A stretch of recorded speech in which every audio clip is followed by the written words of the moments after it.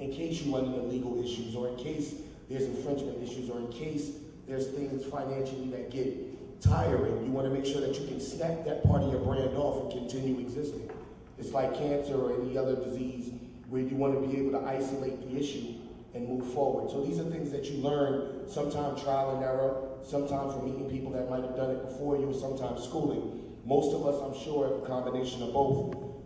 That's very important. Being able to get from under a brand is just as important as being able to stand on top of one. Okay, and we're going to have that as a closing comment for this question. Round of applause for everybody for the first question. We're going to move on to the next question. Next question. It's a fair game now. Game is 0-0. You can post your album just like a major label post somebody's album. And if you got a decent album, you can build your fan base off the internet. So you feel it's level the playing field? It's level the playing field. Put a lot of people out of business, the major labels. Ain't no air dogs anymore. Ain't no fight. Unless you the top dog labels. Ain't no artist development. Ain't no promo packages. It's just put it on the internet, couple of ads, word of mouth, go shoot somebody, and that's your promotion. You know what I'm saying? Go shoot somebody. Rampage, Flipboard. I have to touch on that because I just came back to New York on Tuesday, and everything that you said exactly is when I walk up in these corporate offices, these Def Jams and these Universals and these Sonys. I have an artist, by the way, named Judge DeBosch. He has all that look that you're saying, but there was something they were saying about if you don't have great internet presence, you're not irrelevant. Yes. It could be past, it could be old, it could be new. If you're not moving, means you artists need to stop being lazy and get up and do the work. Because everybody on this panel can help you in some type of way. But at the end of the day, you have to see your vision and where you're going. A lot of people don't know where they're going, so that's why they stay off this brand. They got this brand, they got this brand. You got to stick to one script. If you don't stick to your one concept of element, you get lost in the shuffles. When you go see these A&Rs, like you're right, they're not A&Rs no more. They're VPs. And they can care less about their music business. They talk to each other, just to let you know, they talk to each other. If you're not in their circle, you're not relevant. You know, so all you artists need to just take your notes out. You know, you write your pads in your phone. You know, y'all need to really take notes because we're not up here just to tell y'all. We're here to show y'all, and it's a proven fact. Some things you can't get on the internet. You got to be in the game for years of experience. Years of experience is better than the internet. The internet just speeds up the process. I have to tell you, you have to learn the history. You have to learn the history. You can't move in hip-hop if you don't know your history. You don't know who Kool Herc is, you don't know who the Beatminerz is, you might as well leave. You understand? And all having equal footing and getting a fresh start. On a Monday, I could do a campaign for an artist that no one has ever heard of before.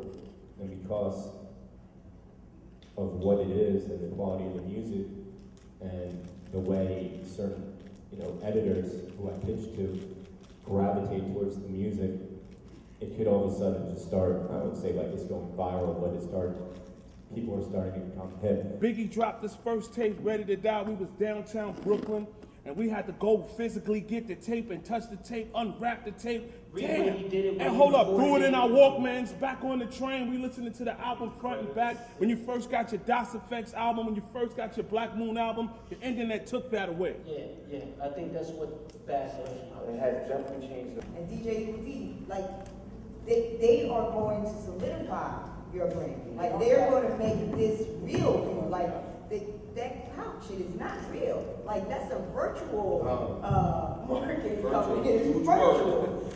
So it is very important. Don't think you can just survive on the internet. You can't. You have to go out there. You have to touch the people. It is just not about the internet. Do you know how many people hit me per day on the net with new songs, new music?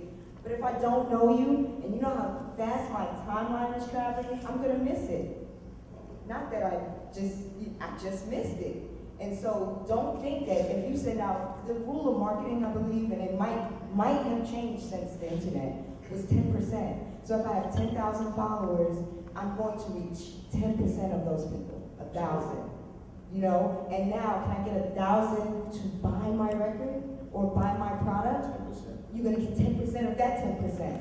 So know that this is a full-time job. If you work full-time to provide for this lifestyle, you have to work 8 more hours because it's another job. And so it's not just about online. You gotta get from behind the computer and get in front of people and let them know you as well. I think that's what's going to separate the computer artists and the real artists. And then from there, I sprang off to the young black teenagers, and I was opening shows for the young black teenagers. And then from there, I bumped into Buckshot Shorty and Evil D, and we did the How Many MCs video. This was years ago. I must have been like 12, 13 years old. You did the video on How Many MCs? I was at the video shoot. Yeah, I was at the video shoot. But what I'm saying is, like, I kept on going as a young buck, and I'm here now. You know what I'm saying? So It's like school. I was always independent. I don't know, like, you know, we talking, you know, majoring in it. I've never went to a major label with my product. I've always thought independent. You've been purely independent? Always. I mean, I guess it was my street mentality, hustling in the street, having my own little crew. You know, we would do our own things, you know. But we're independent. I think that's, you know, it's building an entrepreneur, and the major labels are just going to give you that access to the Grammys. I think that's kind of it. That's it. That's all they do is give you that access. Like, all right, you're cool enough. Yeah, that's the difference between the Grammys and the Soul Train. I want to get Matt Diamond because he does. Well, here's a secret about how the internet. Well, one of us was about to sign a bad contract. Somebody was gonna be like, "Yo, son, slow down. Check that out. We wasn't rich. We ain't come from that. We ain't have attorneys and all kind of accountants and stuff like that. So we shared an accountant. You know what I mean? We shared attorneys, and we rock with somebody. And as a matter of fact, my cousin is a you know, the barter system, and that's how we live in the community. You know what I mean? Through community, we come in unity. So for me, that's how I sustain my business. You know what I mean? A lot of people will offer you things. I've had some crazy, wacky meetings where cats offer me money, and it's just like it's not worth it for me to take the bread. I'd rather have my foundation, so I can have longevity. And another thing, like we also ran, you know, we came from a place where it was like what they call a big 6. Yeah. It's like big 2 right now, right? Right. It's like the majors with their major money couldn't even sustain. So the business, that's where the business took them. The business brought them 360 degrees right back to Your pop beat. You're still an MC at the end of the day. I don't care if you're catching a major feature. You're still an MC at the end of the day, but you got to stay true to your root. Don't do no Superman extra shit, because it's not going to work. You'll die. You kill yourself. I think another thing is not getting discouraged, you know what I mean, or quitting the first time something don't work. You know what I mean? You got to keep at it, you know, keep investing your money, keep investing your time, and just keep pushing forward. Because if you give up, then you'll never know, you know, what it could have been. But you know what? There's a lot of people that invest in money, but don't know where to invest the money into. Exactly. You know, touch on that. Definitely touch on that, because I know a lot of kids, a lot of hustle kids, they got big money, and they think they can come to New York and get a major deal. But these people are not talking to you because, again, at the end of the day, you coming to them on a street level, but they don't understand street level. They understand big numbers. So my thing as an independent street dude, what I would do is hire people that knows the lane. And I put money into that. Don't just say you want a record label. A record label, anybody can get a record label, but you got to take on those roles. Don't say, you know, we got so-and-so records, we popping over here, but y'all don't got no team and y'all don't got nothing. Y'all don't know nothing about no publishing, y'all don't know nothing, but y'all want 50% of the artist's deal. Yeah, they just throwing money. But it's just it's disrespectful to the artist. You know what I'm saying? So again, longevity. You have to be creative from the beginning to the end. That's longevity to me. And you got to stay true to yourself in your heart. Jayson, how do you feel about longevity? Site is a good thing too, because you can get Facebook and all that stuff for free. But your site is gonna have everything. It's gonna have where they could connect to you. It's gonna have all your videos. It's gonna have your discography, your pictures, whatever. And what he's saying is that's an EPK. For those that don't understand what that is, Home base. That means everything into one, where I can go on the internet and go to your official website to know about you. So whatever artists you don't know about, underground or major, you can Google them. If you know their name and you like their music, it should be something to that should direct be the first you. thing that come up, your website. Wow. You know? And it has everything central where they could get to everything else after that. And a lot of people don't know, to get good internet presence, make sure you hashtag whatever you're doing. That hashtag, somebody told me, that hashtag gives you good Google space on Google, and people can find you more when you hashtag something. So always push pound on whatever your movement is. It'll pop up 20 billion times. But if you do it 20 billion times, it'll show and it'll give you good internet presence. Because it's simple.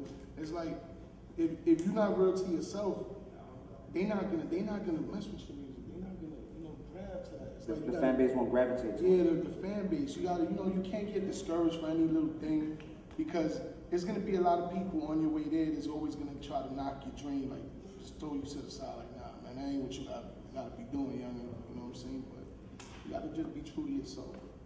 Yes, do you agree you have to have tough skin to maneuver through this industry for years? Once it came through, you had to adjust. You either had to adjust or you had to be out.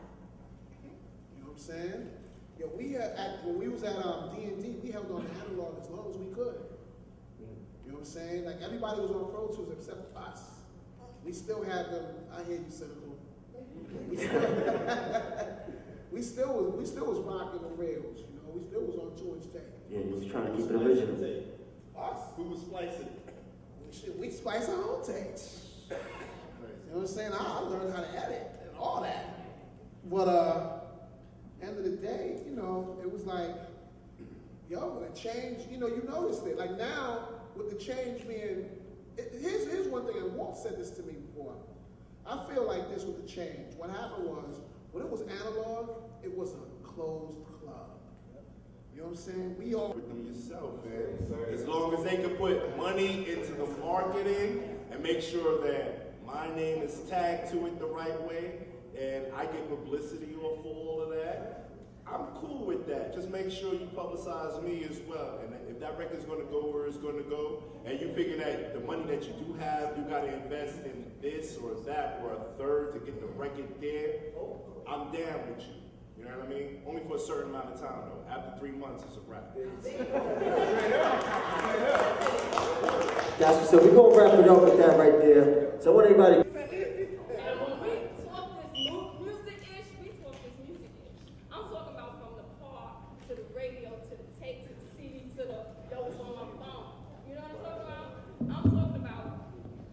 She don't need no mic. Look at that.